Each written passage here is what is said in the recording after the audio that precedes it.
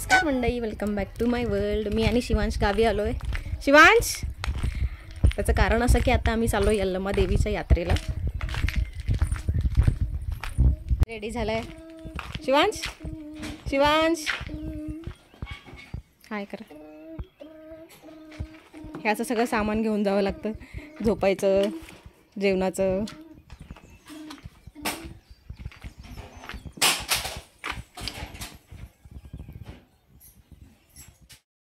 कोल्हापुरातील गावागावातील लोक ना दरवर्षी असे यल्लमा देवीच्या यात्रेला जातात आणि तिथले जे काही मंडळ असतात ती ही सगळी व्यवस्था पाहतात.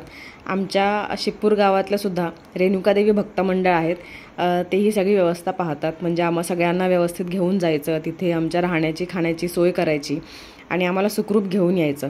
स्पेशली आमच्यामध्ये वृद्ध माणसं जास्त असतात यात्रेला येणारी, सो त्या सगळ्यांना व्यवस्थित घेऊन जाणं आणि त्यांना व्यवस्थित घेऊन येणं ही सगळी कामं हे लोक खूप छान प्रकारे पार पाडतात. सो त्यासाठी या सगळ्यांना हॅट्स ऑफ. इथे बघताय तुम्ही, इथे ना बसवरती सामान लोड केलं जातं आहे, कारण तिथे जाऊन जेवण बनवलं जातं. त्यासाठी लागणारं सगळं साहित्य आता हे लोक बसवरती लोड करत आहेत. प्रवासासाठी अशा ST महामंडळाच्या बसेस बुक केल्या जातात.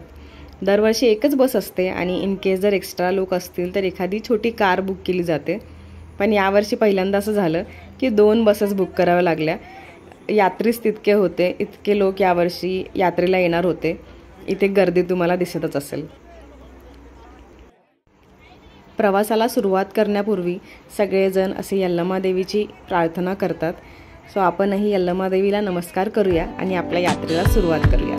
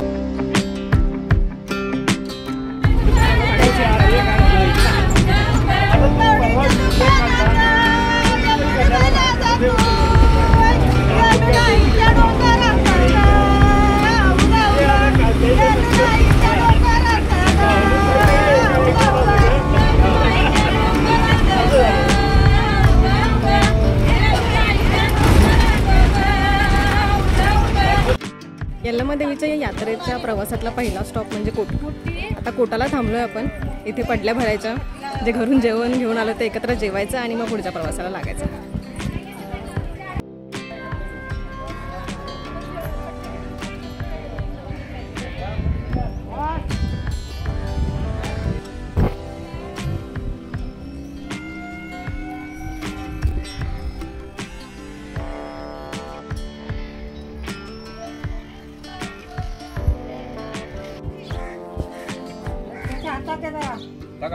टाक वरती, वरती उचलून घ्या म्हणते आता.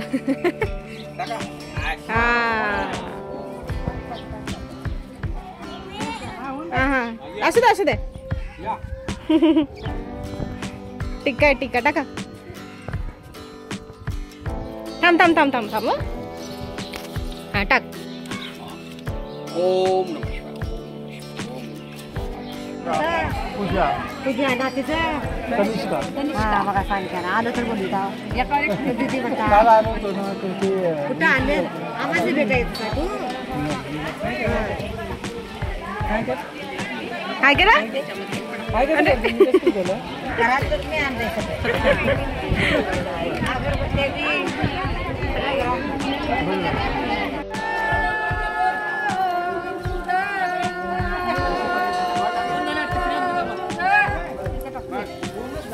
तिसरी चालू आहे मी सांगणार.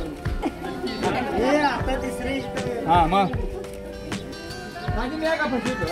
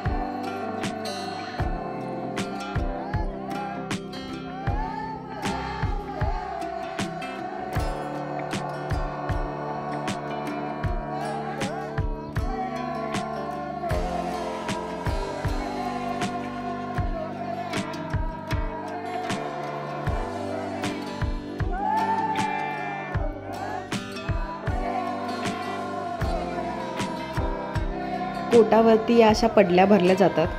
5 वर्षापूर्वी जेव्हा मी पहिल्यांदा यात्रेला आले होते, माझं नवीन लग्न झालं होतं आणि हे सगळं माझ्यासाठी खूप नवीन होतं. मी हे सगळं पहिल्यांदा पाहत होते. तो दिवस मला आठवला आणि लकीली गेल्या 5 वर्षात ही माझी 3री यात्रा आहे आणि आत्ताही तोच उत्साह आहे आणि खूप छान आणि प्रसन्न वाटतं. कोटावरती आम्ही सगळ्यांनी एकत्र जेवण केलं आणि त्यानंतर आमची गाडी निघाली सौंदतीच्या दिशेने. आपल्या प्रवासातलं दुसरं ठिकाण आहे जोगुळबावी. तिथल्या देवीला यल्लमा देवीने असं वरदान दिलं होतं की माझ्या दर्शनासाठी येणारा प्रत्येक भाविक हे आधी तुझं दर्शन घेईल आणि मग माझा डोंगर चढेल. जोगुळबावीला पोहोचायला आम्हाला ऑलमोस्ट संध्याकाळचे 4 वाजले होते आणि दरवर्षीप्रमाणे इथे खूप गर्दी होती. इथे आल्यानंतर पहिल्यांदा मंदिराच्या बाजूला जो पवित्र कुंड आहे तिथे स्नान केलं जातं, नवीन कपडे घातले जातात आणि त्यानंतर लिंब नेसलं जातं. स्पेशली जे लोक पहिल्यांदा देवीच्या दर्शनाला चाललेत आणि ज्या लोकांच्या गळ्यात दर्शन आहे त्यांच्यासाठी तर लिंब नेसणे कंपल्सरी आहे आणि बाकी आपल्यासारखे भाविक आपल्या इच्छेवर आपण लिंब नेसू शकतो. इथे शिवांश बघा कुंडात स्नान करून आलायत आणि नवीन कपडे घातलेत आणि मला बोलतोय की माझे फोटो काढ. शिवांशलाही आम्ही लिंब नेसवणार आहोत. इथे शिवांशला लिंब नेसवला जातोय पण पहिल्यांदा तो खूप घाबरला होता. त्याला वाटत होतं की काय माहिती काय त्याच्या कमरेला गुंडाळत आहेत. पप्पा त्याला घेऊन गेले होते लिंब नेसवायला. पप्पाही दरवर्षी लिंब नेसतात कारण त्यांच्या गळ्यात दर्शन आहे, सो त्यांना हे कंपल्सरी आहे. मी इथे रडतोय शिवांश पहिल्यांदा, पण त्यानंतर बघा त्याने खूप छान लिंब नेसूनही घेतला आणि असे फोटोजही काढून घेतले. जोगुळबावीवर सुद्धा पुन्हा पडल्या भरल्या जातात. देवीचं दर्शन घ्यायचं असतं आणि त्यानंतर एका ठिकाणी जो लिंब नेसलाय तो काढून ठेवायचा असतो. इथून निघायला आम्हाला संध्याकाळचे 6-6:30 वाजले होते आणि अराऊंड 7-7:30च्या दरम्यान आम्ही डोंगरावर पोहोचलो. डोंगरावर इथे बघा आम्ही सगळे असे कागद अंतरून बाहेर बसलोय. बाजूला त्या रूम्स दिसतात ना, त्या रूम्स बुक केल्यात आम्हाला राहायला झोपायला, पण आम्हाला बाहेर असं बसायला जास्त छान वाटतं खुल्या हवेवर. सो आम्ही बसलोय. घरून जो नाश्ता घेऊन आलोय फरसाण वगैरे तो खातोय. इकडे एका साईडला जेवण बनवायचं कामसुद्धा चालू आहे. जे पुरुष मंडळी आहेत ते जेवण बनवत आहेत रात्रीचं. इथे जेवायचं, झोपायचं आणि सकाळी लवकर उठून देवीच्या दर्शनाला निघायचं, जेणेकरून सकाळी कमी गर्दी असते. त्यामुळे पहाटे 3 वाजता आम्ही उठतो आणि देवीच्या दर्शनाला निघतो. प्रभात मंडळी, welcome back to my world. सकाळचे 6 वाजलेत आणि आम्ही आता देवीच्या दर्शनाला निघालोय. आज शुक्रवार असल्यामुळे खूप गर्दी असणार आहे. बघूया किती वेळात दर्शन होतं. इकडे सगळे ओटी घ्यायला थांबले. मनीषाची एक घ्या आणि आपली एक घ्या. अजून एक आपला इथे ठेवलं काम झालं जरा सांगतात. अजून घ्या नारळ द्यायचं. ओटीचं हे फक्त याच्यामध्ये फुलबंडरा वगैरे येत नाही काय? सकाळचे 6 वाजलेत आणि आम्ही यल्लमा देवीच्या मंदिराकडे निघालो. ही ती जागा आहे जिथे नारळ फोडायचा असतो. तुम्ही जर पहिल्यांदा देवीच्या दर्शनाला आलाय ना तर इथून देवीच्या मंदिराचा कळस दिसतो. तो कळस दिसला की इथे नारळ फोडायचा असतो. जसं मी पहिल्यांदा आले होते तेव्हा माझ्या नावाने इथे नारळ फोडला होता. मागच्या वर्षी शिवांशचा फर्स्ट टाइम होता तेव्हा त्यालाही कळस दाखवून इथे नारळ फोडला गेला होता. यावर्षी माझी छोटी जाऊबाई पूजा आणि आमची तनुष्का आले होते पहिल्यांदा. सो त्यांच्या नावाने 2 नारळ इथे आम्ही फोडत होतो. इथे बघताय सकाळच्या 6 वाजता सुद्धा किती गर्दी आहे. यात्रा असली की इथे खूप गर्दी होते आणि दर्शनासाठी कमीत कमी 2 ते 3 तास तुम्हाला रांगेमध्ये उभा राहावंच लागतं. दरवर्षी आम्ही लवकर येतो दर्शनाला. देवीचं मंदिर पहाटे 4 वाजता उघडतं आणि आम्ही त्याआधीच रांगेत उभे असतो, जेणेकरून अर्ध्या पाऊण तासामध्ये आमचं दर्शन होऊन जातं. पण यावर्षी आम्हाला थोडा उशीर झाला, त्यामुळे 2-2.5 तास आम्ही रांगेत उभे होतो. पण हरकत नाही, देवीचं दर्शन खूप छान झालं. देवीला खूप जवळून पाहताही आलं. आणि खरं सांगू, जेव्हा देवाच्या रांगेत आपण उभे असतो ना, त्यावेळेला वेळ कुठे निघून जातो काही कळतच नाही.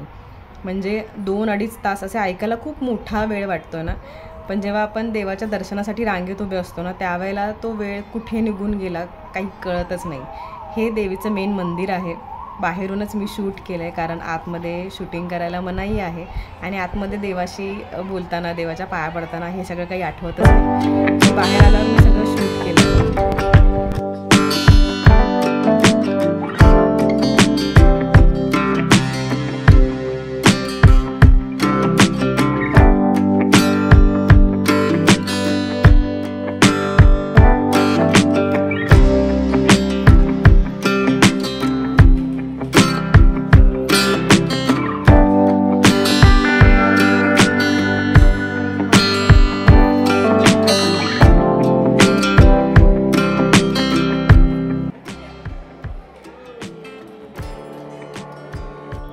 सगळ्यांनी देवीचं दर्शन घेतलं, दुपारची जेवणं केली.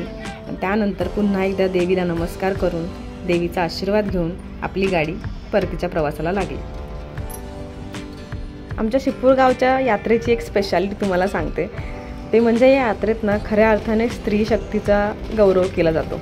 तो कसा मी तुम्हाला सांगते. या यात्रेत ना सगळी जबाबदारी तर पुरुषांवरच असते, पण त्याचबरोबर तिकडे गेल्यावर जे 2 दिवस जेवण बनवलं जातं ना, ते सुद्धा पुरुषच बनवतात. आणि एवढंच नाही, तर ज्या पंक्ती बसतात ना, त्यासुद्धा स्त्रियांच्या पहिल्या बसतात. म्हणजे आधी स्त्रियांना जेवण दिलं जातं आणि त्यानंतर पुरुष मंडळी जेवायला बसतात. या यात्रेत स्त्रियांची संख्या जास्त असते पुरुषांच्या मानाने, तरी पण सगळी कामं ही पुरुष मंडळीच पुढे होऊन करत असतात. मी असं नाही म्हणत आहे की बायका काहीच करत नाहीत. बायका ऑफकोर्स मदत करतात. आपल्या बायकांचा तो गुणधर्मच आहे की त्या बसून राहूच शकत नाहीत. पण तरीसुद्धा खऱ्या अर्थाने ना 2 दिवसाकरता का होईना या यात्रेनिमित्त त्यांना स्वयंपाकघरापासून सूट मिळते.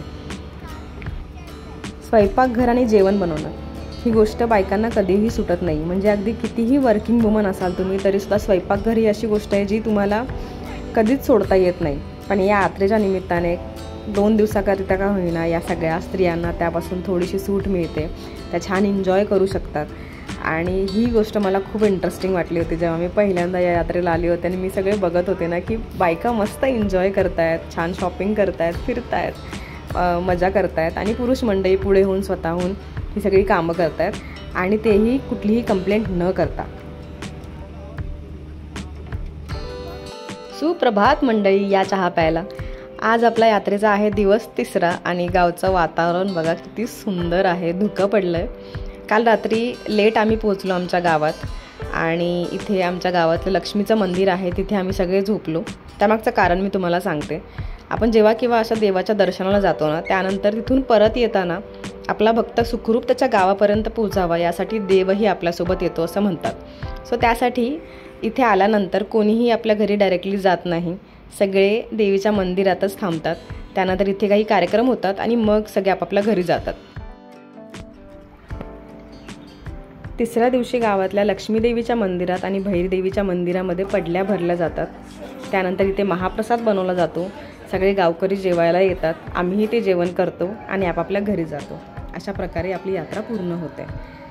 तर आमची ही यात्रा आणि हा व्हिडिओ तुम्हाला कसा वाटला मला कमेंट बॉक्समध्ये नक्की सांगा. हा व्हिडिओ आवडला असेल तर लाईक आणि शेअर करायला विसरू नका. आणि हो, आपल्या चॅनललासुद्धा प्लीज सबस्क्राईब करा. तुमचं एक सबस्क्राईबनं मला खूप प्रोत्साहित करतं. चला तर मग पुन्हा नक्की भेटू अशाच एका छानशा व्हिडिओसह. तोपर्यंत बाय बाय आणि थँक्स फॉर वॉचिंग.